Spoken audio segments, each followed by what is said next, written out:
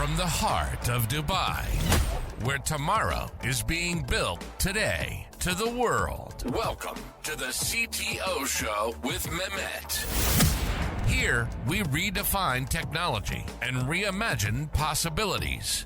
With Mehmet, delve into the riveting realms of AI, cybersecurity, and digital technology. Experience the thrilling highs and lows of startups. Immerse yourself in the spirit of entrepreneurship and witness the future of business innovation being written in real time. Now, without further ado, let's tune in and explore the future. Hello and welcome back to a new episode of the CTO Show with Mehmet. Today, I'm very pleased. Joining me, Alec Crawford. Alec, the way I love to do it is I keep it to my guests to introduce themselves. So tell us a little bit more about you, your background, and what you're currently up to. And then we're gonna deep dive in a very exciting two topics which are kind of now on the forefronts, AI and cybersecurity. So the floor is yours. Great. Thanks, Mehmet. Great to be here. Well, look, my background is as a computer scientist. I was building neural networks from scratch in 1987 at Harvard. And then, fast forward to today, and I run an AI software company that focuses on helping banks and other companies using high risk AI, meaning they've got confidential data or patient data for healthcare, keep that safe and secure. I call it AI GRCC for governance, risk, compliance, and cybersecurity, but it's really an overall AI turnkey platform. So that's what I do today. But I spent decades in finance at the biggest banks, Goldman Sachs, Morgan Stanley, Deutsche Bank, Royal Bank of Scotland. Kind of doing computer stuff, doing risk management, doing some compliance stuff, doing some AI stuff. And it's been an incredible ride. And obviously, AI is going to the moon right now. And I don't think we're going to be able to disentangle AI from cybersecurity. I mean, I think it's 100% AI is the most important change to cybersecurity for the last 10 years and the next 10 years. Great. And thank you again, Alec, for being with me here today. So you just mentioned something interesting. So you've been doing this for a long time. Um, how fast are things developing with AI? We've seen a lot of stories, we are listening to a lot of, analysts and experts talking about it. But you have this practitioner background also, Alec, and you see things on the ground. So tell me what kind of new threats we are seeing that AI has brought to the table. Yeah. So it's a very good point. I think, look, what things changed from the public perception, slow and then fast, right? So I've been seeing it progress the whole time, especially since the invention of the transformer in neural networks, or what we call deep learning now. But the public perception really was the introduction of OpenAI, when all of a sudden everybody in the world could use AI as opposed to, a few 100,000, experts, right? So that's been the perceived acceleration. And I would divide the threats from AI into two categories: things that the bad guys can do better or easier, and brand new things, right? So the things that bad guys can do better and easier are things like phishing emails, right? Before, you get stuff that was misspelled, or like obviously like, oh, this is totally bogus, right? And now they're very convincing, right? Now it's like, oh, my boss needs me to do X, right? And if it's coming through email and it's urgent, it's probably fake, right? And you got to rely on more secure methods of communication than email. So that's super important. In terms of brand new threats, I think it's really more about speed and discovery of weaknesses. So, for example, you take us back 20 years ago, right? And what was our patching cycle like? Well, once every month, every quarter, we patch stuff, and we don't really worry about it. Like, now the patch cycle is 30 days. Maybe we can get it down to 25 days. But the bad guys have gone from 0-day exploits taking still like, 20, 30 days to figure out to a day because they're using AI, right? They're like, oh, here's an exploit. Like, how do we take advantage of this today before it can be patched? So this is something that Cisco loves talking about and has some claims to have some software around helping companies detect and stop these kinds of things. But that's an example of something that is a race that the bad guys are currently winning, right? Because the patch cycle is not going to get to the point where, or anytime soon, where an exploit is discovered, the next day you can patch it, right? It's not available right now. Absolutely. And what about also, Alec, everyone, of course, they have this sense of urgency to adopt AI, especially, Gen AI. And, you know, we hear like about how this is kind of a mandate for them to keep up with all what's happening around us, but at the same time there are some threats that I believe majority of the companies that are not aware of. So what do you see the biggest vulnerabilities here, and why aren't companies addressing them fast enough? Yeah, that's a great point. So you take us back to, almost 2 years ago, right? When ChatGPT became a thing, and all of a sudden, CEOs, whether of small or large companies, whether they're banks or making wheel rims in the Midwest or independent energy producers in Europe or whatever, all of a sudden we're getting huge pressure from their stakeholders to adopt Gen AI. And I mean all stakeholders, boards, investors, employees. So something unusual happened, which is CEOs and boards went to the technology teams and said, "Get me some Gen AI. I don't really care what it does. And I'm not giving you a budget right now." Right. So, which is super unusual. So obviously that kind of short circuited the whole planning and budgeting process. And over the next year, companies got a lot of stuff which may not have been what they thought they were going to get, or may not have worked, right? Or may have been just massive expense for not a lot of ROI.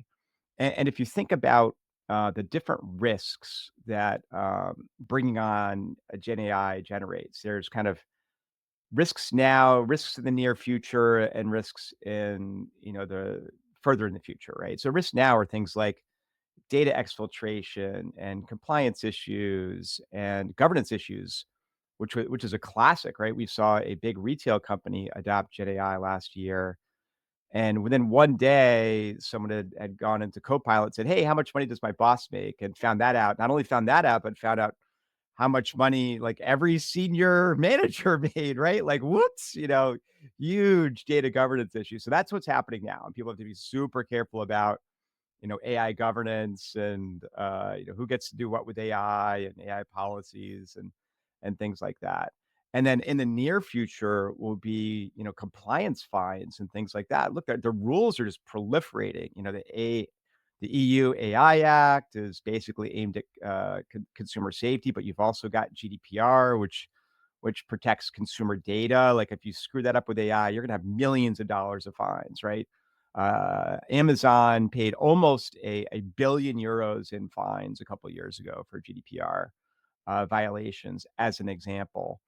In the US, there are some kind of federal rules. They're a little bit loosey goosey, but the states have gotten way more aggressive. So, for example, Texas and Colorado have very strict rules now around how you use and protect consumer data.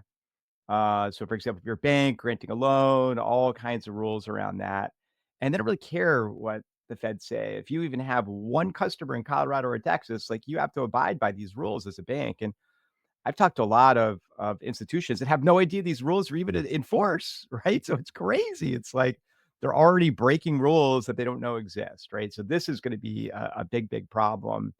And we're talking millions of dollars of potential fines here, right? So um, that's what I'm seeing out there right now.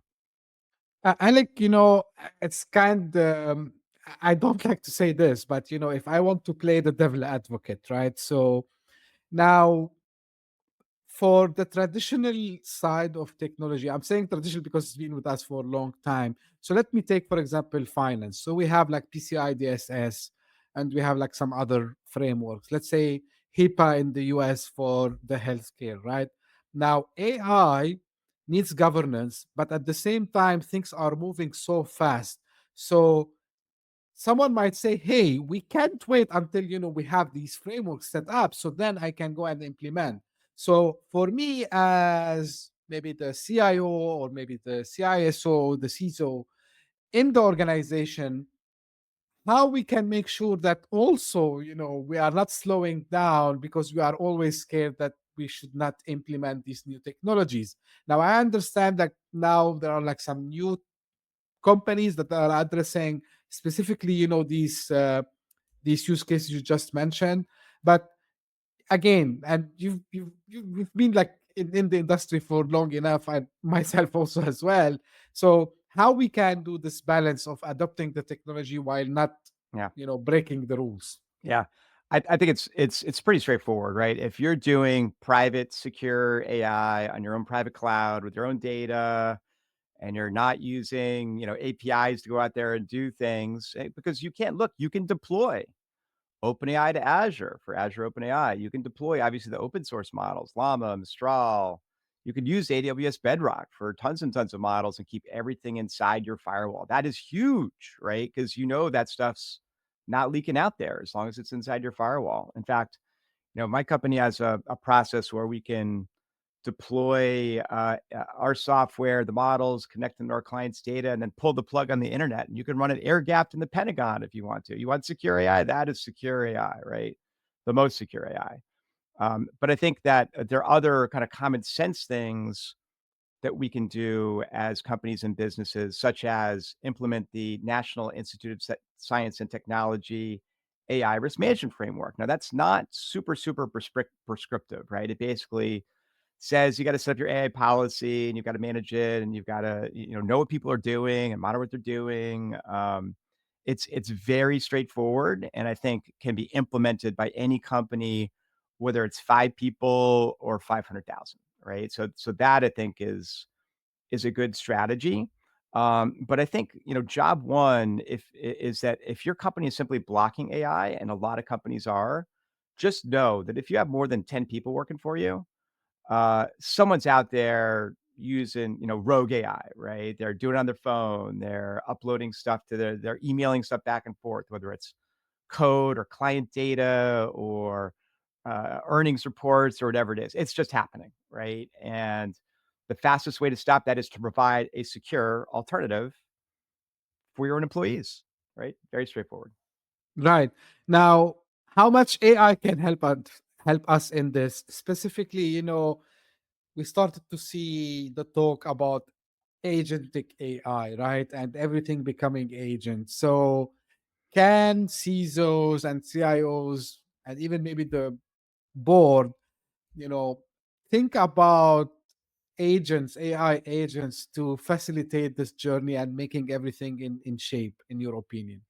Absolutely. I mean, I think that's going to be critically important. So, as we think about this first example I gave, emailing back and forth code and things like that, right now, even regulated industries are checking a small fraction of emails that are coming in and out, right? Maybe 1%, right?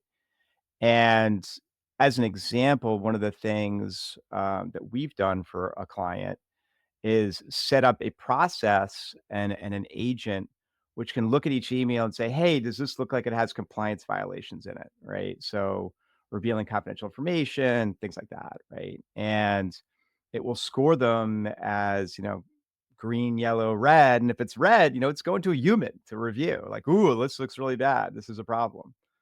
Yellow, yeah, it goes to a human, but maybe they look at it, maybe they don't. Red, they're definitely looking at it. So think about that for all kinds of things, whether it's inbound email that contains something that looks like a link to a phishing site, or inbound email that's a very standard format for phishing, like, hey, it's your boss, I need gift cards, I'm in Switzerland or whatever, right? Like all this stuff that should be obvious to many, many people. But look, people get a new job, they get an email from their boss, who's really not their boss, and it seems urgent, and they just act, right? Because look, if those emails didn't work, they would have stopped sending them out, right? So the short version is yes, I think that agentic AI can help a lot with this.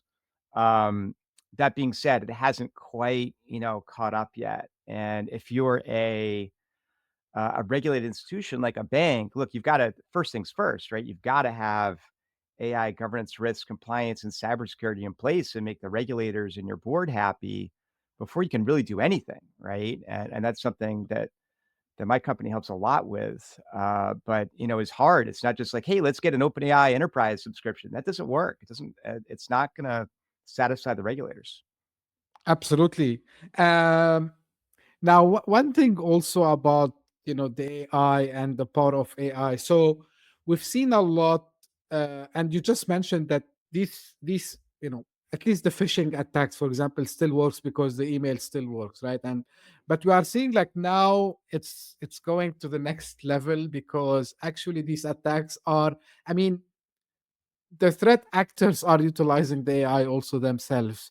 So how we can keep up in this battle, and every single cybersecurity expert, and I work in cybersecurity also myself, so it's like we say it's like a cat and mouse game all the time, so we're trying to upskill ourselves. They do the same now with AI. What do you expect the next level to be like? We've seen like also deep fakes on the rise, but the outcome is always, of course, to do the exfiltration, encrypt, which is ransomware. So but where do you see these cat and mouse plays going, with Yeah, also the threat actors themselves leveraging AI? And I'm sure maybe they have their own trained models by now, utilizing them yeah. left, right, and center. Absolutely. Yeah, I think deep fakes are definitely a thing. I'm a little less concerned about that. That takes a lot of work to do. And that's really about education of your team. Like, hey, if something sounds really weird, even though it looks like your boss asking you to wire money somewhere, like call them up. Use Teams, use a secure channel, ask if that's really him, right? Like uh, don't be fooled by something that sounds really urgent, but sounds really odd, right? Like, please wire money immediately. Please wire $5 million somewhere immediately. So but I think that's still relatively rare. Whereas every company is getting inundated with phishing emails and various, penetration types of attacks, right? And that's going to get worse and worse, right? As you point out. And I think that the piece that's going to be important. So two basic tenets. One is if you're not keeping up with technological advances, obviously you're becoming more and more vulnerable to attackers. Number one, but number two, as companies adopt Gen AI for the first time and broadly at their companies, they're opening up new attack surfaces. So why do we encrypt customer data, right? So if someone gets in there and grabs the database, they can't really do anything with it. All right, well, guess what? We're enabling our teams, like the call center, to get access to customer data through AI. Now, normally, that's a little bit of an issue, right? Like, oh, okay, they can pull down a customer record, they put a customer name in, get information. Not that big a deal. If they get hacked, they'll get a few customers, whatever. Okay, that's all well and good. But if a hacker comes in or a threat actor comes in and jailbreaks the AI and then exfiltrates all your customer data, that's not encrypted, right? And they have it, and now it's a ransomware attack, right? So that's what I mean by a new attack vector. And as you know, it's not a matter of if, but when these different AIs get hacked, and you need day zero detection, right? Like none of these companies do that right now, right? They don't. So if someone comes in and jailbreaks your AI, you may figure it out 17 days later that someone's exfiltrated all your client data.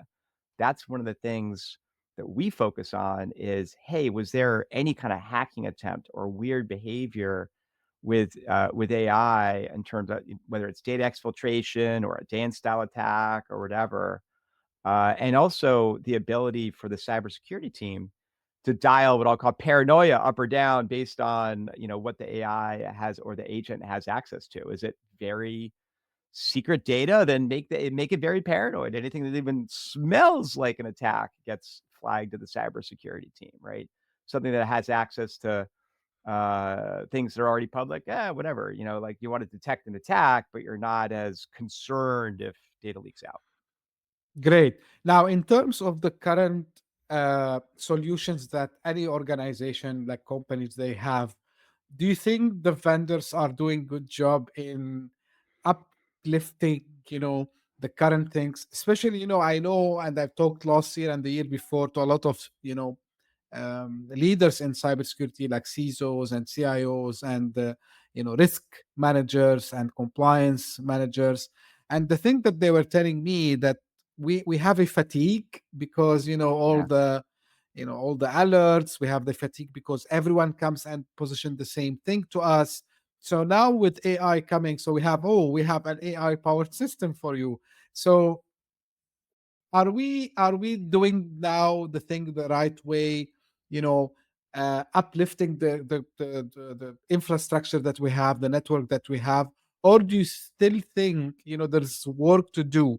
Because some of my guests, it's not my own opinion, part of what they say uh, is partially us, I mean, all of us as organizations and individuals, which we did not update our infrastructure and even sometimes the basics of networking and the basics of some of the protocols to a level that actually became more secure. And, this is now with AI, it's becoming more easy for the bad actors to get in, even if you have a firewall and, like all the other things that you might have today in a modern, let's call it secure, Yeah. whether private cloud or public cloud. So, are we doing enough to upscale the game also ourselves, in a sense, getting rid of some of the legacy that we have, Alec? Yeah. Yeah. Look, I think it's going to get worse before it gets better. And I think, one of the issues is just the budgets. Management looks at information security as a cost center, right? And that's going to have to change, pretty soon. If you can wrap up AI with cybersecurity in terms of an overall budget and use that AI as part of your cybersecurity solution, I think that's kind of the win-win for the technology team. And I'll give you a good example of that. All right, so who goes through all their server logs, right? Thousands of pages or tens of thousands of pages. One of our clients built out an AI agent on our platform that goes to their server logs and says, "Hey, this is unusual, or this is different, or you should take a look at this." And it's a handful of things, not 100 things or 1,000 pages, right? So those are the kinds of things that I think are going to be helpful because I agree with you. There's alert fatigue, as well as fatigue in general in the cybersecurity community, and if they can go back to management with like, hey, we can help with overall AI as well as, the security stuff and kind of add value to the business and really deeply understand what the business needs there. That I think is the win-win for AI slash the CTO and cybersecurity. Cool. Tell me now more about your patent pending Air GPT. What is it exactly, Alec? Yeah. So it's interesting because look, a lot of companies are out there doing one piece of the puzzle, right? They're like, oh, we do AI cybersecurity, we detect dance style attacks on AI. Okay, well, that's nice. Others are more focused on compliance, although typically not kind of bank regulatory and HIPAA compliance, which is what we do, as well as similar things in Europe.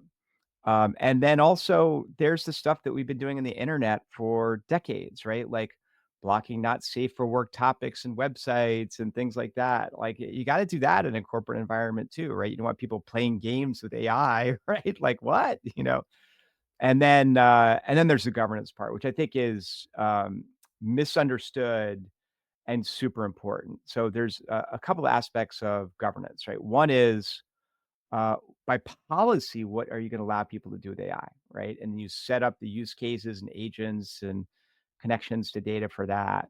And the other is also making sure that permission awareness is maintained, meaning that someone logs in on an AI system and is looking at some data, they don't all of a sudden magically become a super user and can see everything that everybody else says, right? Or everybody else sees. So a lot of important things around governance, which a lot of these other systems kind of haven't figured out, right?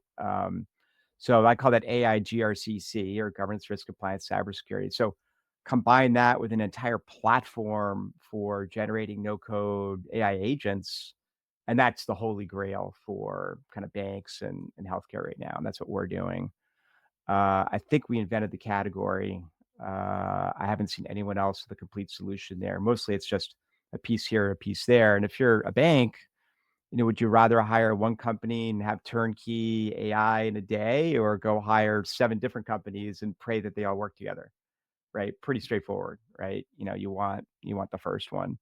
And I think where AI is really going over the next year even is fully autonomous AI agents, right? So kind of what we were talking about earlier, if I could have an agent that I don't, you start and it just goes, and all it's doing is reviewing each incoming email and saying, this looks like spam. This looks like a phishing attack.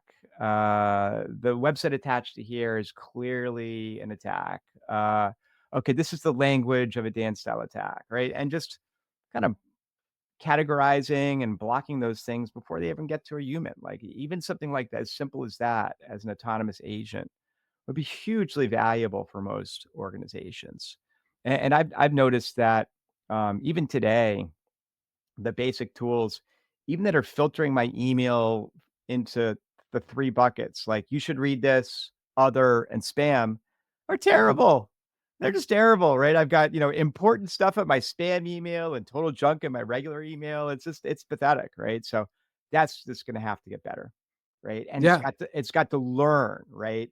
If I'm opening an email uh, you know, from Joe Blow, like every single day, tomorrow it shouldn't be putting it in my spam folder, right? Like it's obviously important to me. It's got to learn. So that's something I think is going to be good. And I agree with you. Look, there's all kinds of.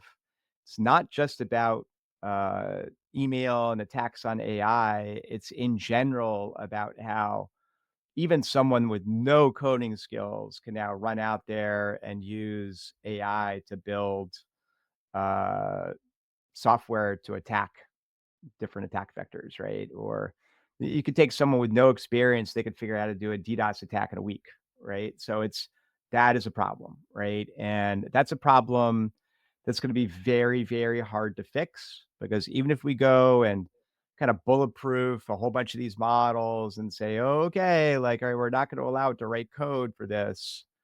Guess what? There'll always be some other model out there that allows it. I mean, DeepSeek has the worst scores for that right now. Like you can basically go into DeepSeek and ask it to do anything you want in terms of coding.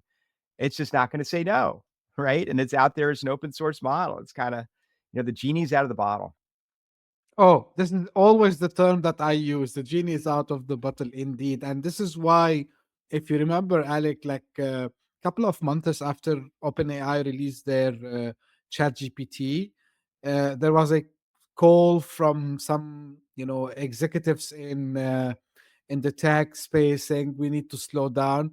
My point was exactly this: is someone have access now to an open source model that they can keep optimizing it now, regardless how they do that again. But it's we can't, I mean, force people not to do research on it, because the papers, the scientific papers, let's say, at least they are out in public and you can get access to them. Like you pay, like even if they are behind a paywall, you can get access to them. We know this for a fact. And you mentioned at the beginning the transformer model, and it's out of a scientific paper that was done at Google. We all know this by now. So it doesn't stop anyone of going and trying, but things are getting much easier. Now, here's the thing. We talked about agents, and now we have the deep research also as well, which is, I don't know what's your point of view, Alec, but I can think about it also. It might be utilized in both ways to find, maybe new methodologies, maybe new attack surfaces because it can do kind of this deep search in the background. And what I've seen so far, I didn't try myself OpenAI's one yet, but I've seen it in other fields excelling. I tried Perplexity today for a couple of use cases, not related to cybersecurity. It's not bad. It didn't wow me, but it's not bad. And Google, they are working on that, and other AI companies, they are working on that. So, from your point of view, how this will affect also? Yeah, no, I agree. I mean, I think deep search originally one might have looked at that and said, this is okay. It's getting really good.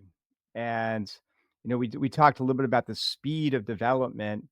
And my running joke is um speed correlates with the amount of money being spent on it. And there's a lot of money being spent on AI right now, right? So it's OpenAI is losing more, money every day than you could fit in my house, right? Like it's crazy. So it's going to continue to accelerate until the money slows down. And I don't see the money slowing down anytime soon, right? So remember when DeepSeek came out, and people really started to panic about it, right? And the stocks dropped in the stock market and things like Yeah. that. And then they've kind of come back since then because all these big guys came out and said, we're not going to spend less money because of DeepSeek, right? Like that's kind of where we are, right? So if a couple years from now the tune changes and they're spending less money, then things will slow down. Until then, we're going to be accelerating super fast. That being said, look, I think there are limits on large language models. They are statistical models. These are not computers that are thinking. As much as that one Google engineer was convinced that that the computer was thinking and conscious, it's not, right? These are what are called statistical models, right? In the future, yes, we may get to models of the human brain that use deep learning and use quantum computing to literally create something that someday could be artificial general intelligence or AGI. Is that in my lifetime? I don't know. Is it some form of composite AI? Maybe it is. But we will have something that looks and feels like AGI pretty soon, right? We'll be able to fool a lot of people. It won't necessarily be AGI, but will fool a lot of people. But eventually, I think the human race is very resourceful, and they will create it. And now that it's been framed also as a kind of national race, meaning, the free world better get it before the not free worlds, and governments are throwing money at it. Like, I think that just makes AGI over time more likely, whether that's a few years away or a few decades away or a few centuries away. Like, I don't know, but it's going to happen at some point. Yeah, like some people, they think it's happening very near in this year. Let's see. Yeah, but to your point, yeah, like it's not. People mix things also, Alec, and I think you agree with me. So, like AGI, it's not what people think it is. To your point, it's not like the AI that thinks out of itself and start to take actions without us, giving instructions. Yeah, maybe in the future it will have some kind of a sensors connected to IoT thing, and it start to act based on some reaction that sees from the environment. Yeah, this is another topic. Maybe we can even do it with APIs today. But I mean, yeah, it doesn't have the consciousness. And AGI, I think, it can solve complex problems to me. I mean, like this is my understanding. It can solve complex problems. It can be kind of a creative more than the way it does today, because again, today you have to give the prompt, you have to write the prompt in a proper way so it can understand exactly what we want to say. But yeah, I agree with you on this now. And thank you for, like, because I was asking about what do you imagine this AI to be in the future, and you just gave me the answer for that. Yeah. Yeah, but one thing which I think we didn't discuss very quickly, Alec, which is like also the ability for people now to write codes by themselves.